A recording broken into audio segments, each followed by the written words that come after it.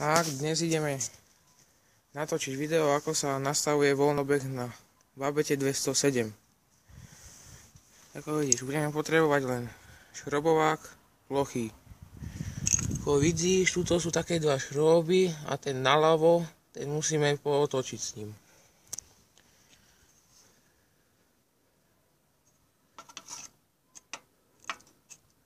Ja mám voľnobeh moc veľký, tak pootočím šrobík doľava na 2 až 3 otáčky.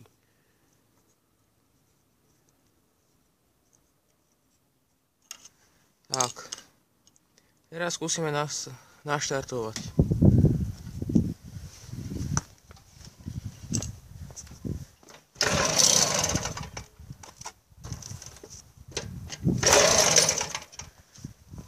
Je moc malý, musíme ešte raz. Pridáme trochu.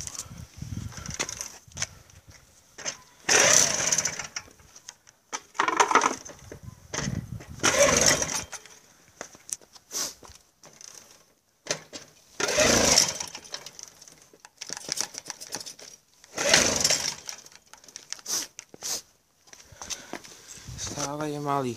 Musíme znova.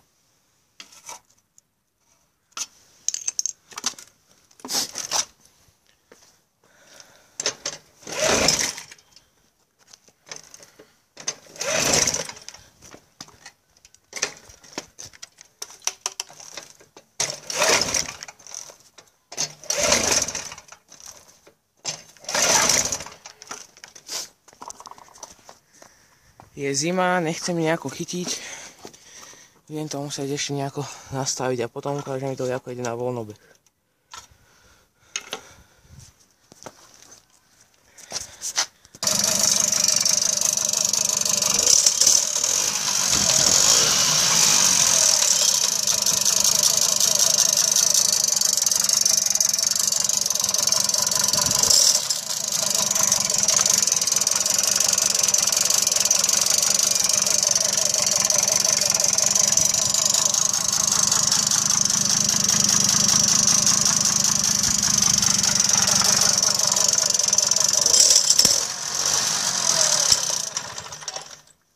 Čo zás?